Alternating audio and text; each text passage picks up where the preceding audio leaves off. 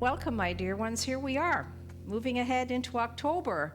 And the topic for October is, our universal topic is global transformation. And that sounds like huge and big and kind of way out there. But it's very local to us in our awareness of what that means and in our teaching. So this week, you and I are invited to understand that we are here to support, to assist, and to bring about the transformation of all creation, all humanity, everything there is, by allowing ourselves to experience that transformation first and foremostly.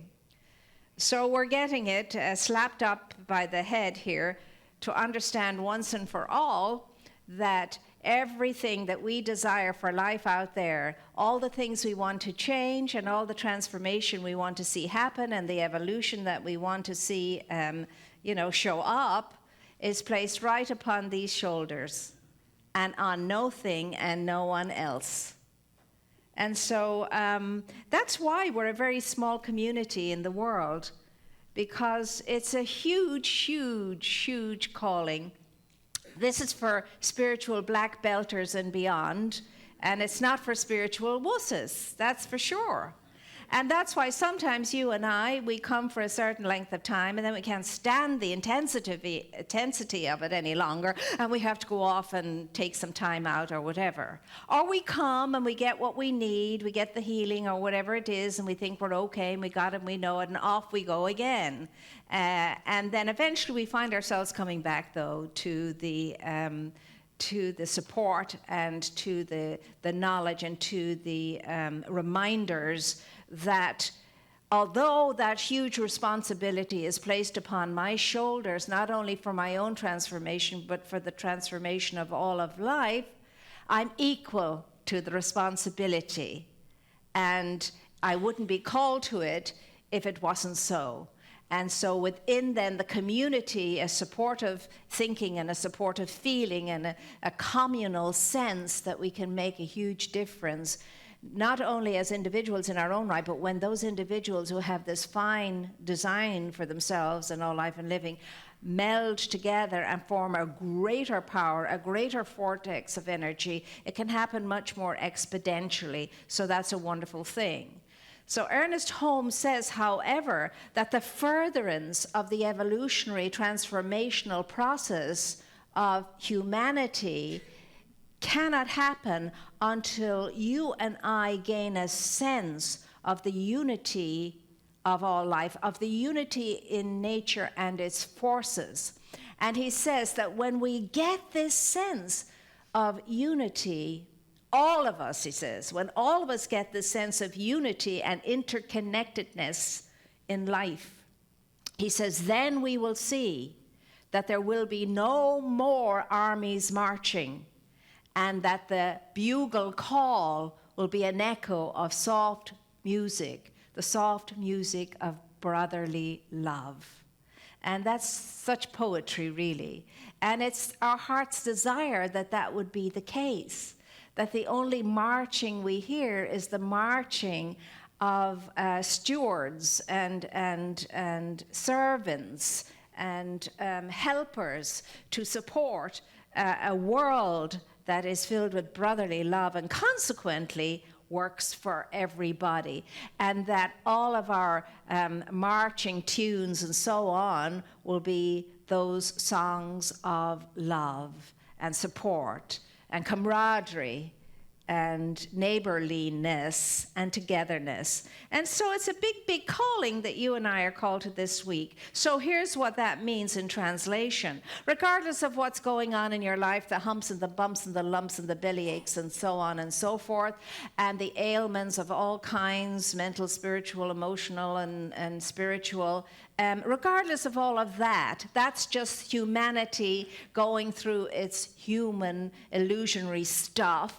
Regardless of all of that, you're ready, you're equipped, you're able for this, you're equal to this right now as you are. So you don't have to wait any longer, you don't have to move toward anything, You just have to be here now, awake and alert, open and receptive, even though it's so unthinkable sometimes, even though it's so ridiculous sometimes to think that the world is depending upon me, and I've all these worries and concerns myself.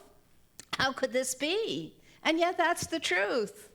The world is relying on you. Life is depending on you, is depending on me, in spite of everything that's going on, to accept the responsibility for my own awakening and the awakening of all of life. Because I can. Why? Because of the power and the truth and the essence of my original state of being that I have totally ignored and forgotten at times, or can't believe at times, or can't identify with at times, doesn't seem real at times. Nevertheless, doesn't matter what all that thinking is, it's not true. The truth is you are the infinite divine essence, intelligence, life itself, with infinite possibility for great good, for great transformation, and indeed transcendence. That's your truth. Know it or not, feel it or not, accept it or not, believe it or not, that's your truth. You're not who you think is sitting in that chair there, and I'm not who I think is standing here. And sometimes I get that enough to say, thanks be to God.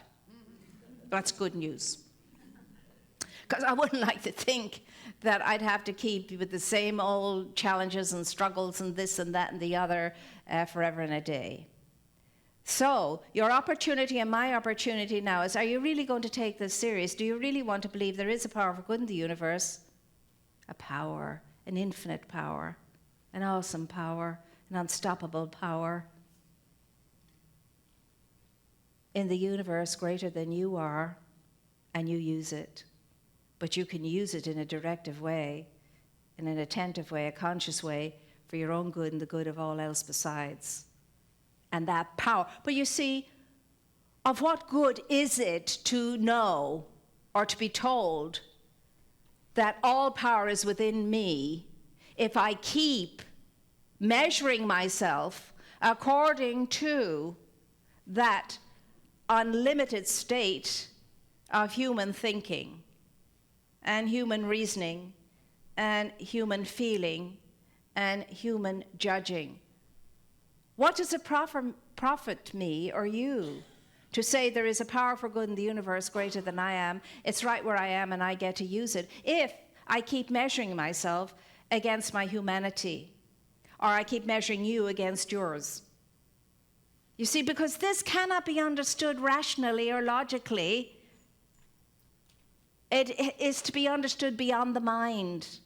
It can only be understood in consciousness. And that's what the challenge is for you and for me today. It's not what we're used to hearing. It's not what we're used to listening to. It's a strange kind of language.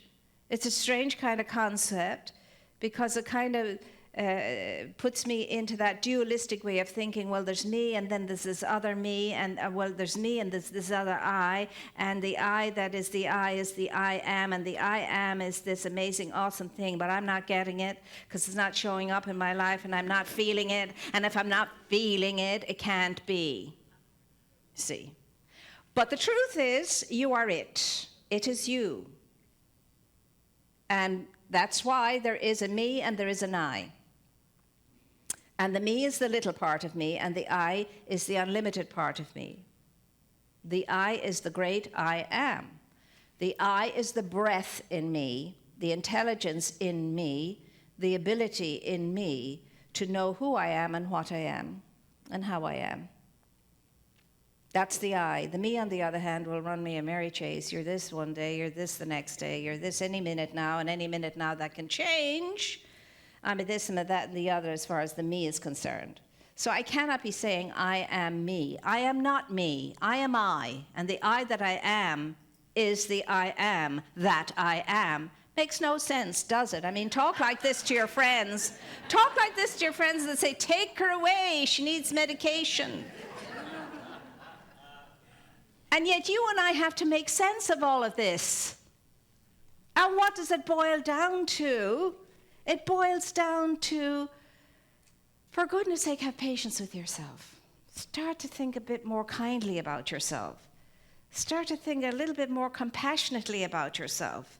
Start to take yourself on seriously as a really viable aspect, point of life that can flourish and can thrive. And in that, make a huge difference to all life as well. So the whole idea is not to get this way with yourself. The whole idea is to hug yourself, love yourself, and see yourself for who and what you are. A wonderful potential, an amazing possibility that can be everything, every good thing you would desire yourself to be. You can indeed, because all power is not just with you, but all power is every part of you in the image and likeness of you created. That's not too hard to follow or understand. And I'm the image and likeness of my Creator in the dynamic energy that I am, in the dynamic power that I am, in the dynamic infinite intelligence that I am, not in my appearance. Not in my appearance as a form. The form is a very small aspect of me, and the form will come and go all the time.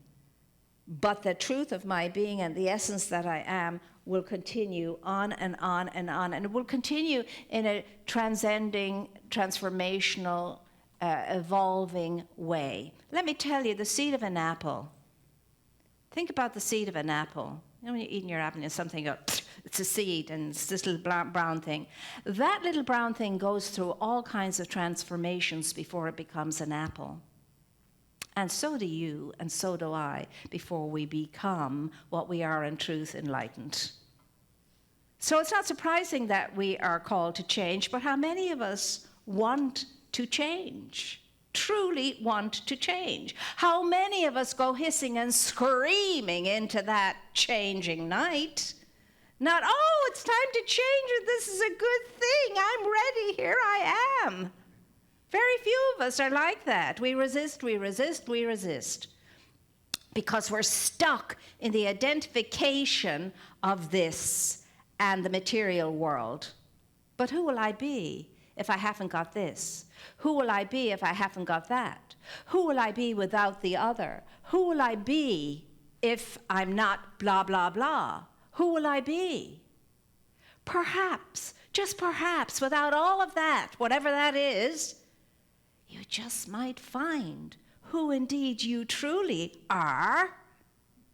That amazing, incredible, unconquerable energy, force, and power that is awesomely, dynamically whole, complete, sovereign, in the now, in the moment, always, always poised. You just might discover that that's who you are. And how sweet that would be.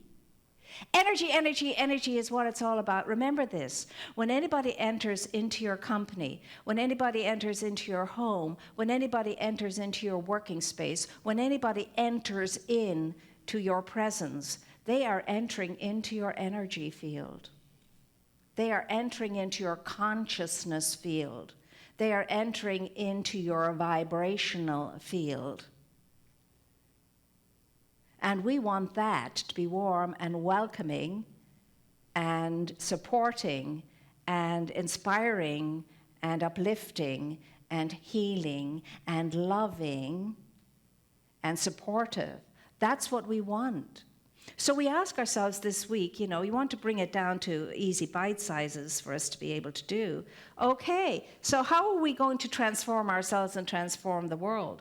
Well, if we could just focus on our energy field, and when anybody comes into it, especially ourselves, think about that, it's a conundrum. It will be healing and transforming and uplifting and warm and welcoming, and it won't be any of this energy. You see, or this energy, or this energy. And we don't have to do that for people to get it. We really don't. So, an opportunity this week for anybody who enters your field of presence is to make the difference through your presence and through what's going on there in your consciousness, to be that transforming power, to be that supporting, evolving power that goes out. They said of Jesus, and the power went out from him. What kind of power goes out from you, and what kind of power goes out from me? And it's not always hotsy-totsy, it's not always good. So that is why when we go into treatment, every treatment we do, before we treat for anything or anyone, we treat ourselves. It's kind of you smudge yourself, you know, get all the energy going, whatever the symbology of it all is that helps us to do. But we do. For me, it's breathing. You breathe. Quickest way to transform yourself and to align yourself is to breathe deeply in a conscious way. I'm breathing, and what I'm breathing is the breath of life. It's the power of life. It's the intelligence of life. It's the possibility of life. It's that amazing opportunity for me to be here now, be still, and know that all is well. Because right where I am, life is, and that life is alive in me, and that life wants to express itself through me in an alive way, in an enlivening way, in a supporting way, in a transforming way. It's just another way of thinking about your breath. Instead of saying, good God, I can hardly breathe today. Instead of saying, good God, I can hardly breathe today, you say, I am the breath of life itself, and it always is breathing by means of me, and it knows how to stabilize the lung capacity of my bodily being.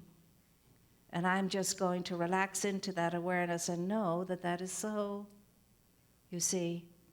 Because everything can be dissipated in the light of truth that is unlike the truth. Everything that is unlike the truth can be dissipated in the truth. That means any ailment of any kind, if you shine the light of truth through it, it can dissipate itself, and you don't take my word for it. So in life, there are three things we're asked to pay attention to along the line of, say, the Buddhist way of thinking. Number one is view. What view do you have of life? What is your perspective? What is your outlook as you view life from within and from without? It could be a holistic one. It could be a very deep, high, and wide one. It could be that point of power in a circle that has no circumference purview of life, and so on. So view is very important. What's your attitude in life, basically? The next thing is meditation. They say meditation is very important. They call meditation the practice of life. That's what the Buddhists call meditation, the practice of life. It's that meditative state, which means conscious state of awareness, that every moment is an opportunity to meditate upon the truth. Everything is an opportunity around us to see it, not as it appears to be, but the truth of what it is indeed. So meditation is not just something I sit down and do every once in a while, lie down and do every once in a while, pretzel myself and do every once in a while, whatever. Not at all. It's your whole life's practice, and it's the practice of mindfulness. It's the practice of awareness, and it's a practice of being tuned in and switched on, and seeing and feeling whatever it is that's around you and about you, and just observing it and witnessing it, not with the intention that I have to mend and fix and heal this stuff, whatever. I'll have to, fix this and sort out that and so on and so forth. Take control. No. In fact, it's quite the opposite. It's stop taking control of everything and everyone around and about you, and just observe it all and breathe your radiant light into it from your luminous heart. That's all. From your luminous heart. And your luminous heart is that happens with you when you're aligned mentally, physically, emotionally, and spiritually. And then you're aware of the luminosity that is yours. And it pulsates and it radiates throughout your being and in your breath and through your breath, that sense of awareness. And remember, you can't hide your energy. No matter how you try to hide your energy, you cannot hide your energy. It is palpable. It is felt. You will be felt wherever you are. You will be felt through your energy. It's like the group of miners once upon a time, during the gold rush time. A group of miners struck it very rich. They found this huge vein of gold in their mine. And so they decided, after they'd settled down and calmed down after their frenzied delight, to pull themselves together, go down into the town, pick up supplies, and come back up again. But they swore to each other they wouldn't share it and they wouldn't tell anybody about it. Nobody should know, because they'll be rushing up the mine, and so on. So that's what they did. They went down, they got their supplies and so on, spent a night in the town. Next morning, we're going to make their way back up, went to get their horses, their supplies, and so on. And there were 20 other people saddled up waiting to follow them. And one of them said, well, where are you going? They said, we're following you. Well, why would you be following us? Because you just had a big hit. How did you know we had a big hit? You were smiling all the time. You were smiling all the time, so we knew. And you see, that energy will out. That energy will out. So we have to be deciding about ourselves this week. Am I in for this or am I not? Or am I just happy to come on a Sunday and just sit down and relax for a few minutes and get myself out of the rat race and just hear some nice words and feel good while I'm hearing them, and then go out and then it's the same old, same old, same old. Now, I don't believe for a minute that happens to any one of us here. I believe we do take this on, and I believe we do, to the best of our ability, endeavor to remember it during the week. But we could perhaps heighten that a bit. We could up the ante on that. We could up the charge on that and make up our minds right here and now for this to be understood and known once and for all. There is one power. There is one essence. There is one presence. That power, that essence, and that presence is perfect. That power and that essence and that presence is God, power, essence, and presence. And that power, essence, and presence is my power, my essence, and my presence now. Say it with me. There's one power. There's one power. There is one essence. There is one presence. And that power, that essence, and that presence is perfect. And that power, and that essence, and that presence is mine now. And so it is.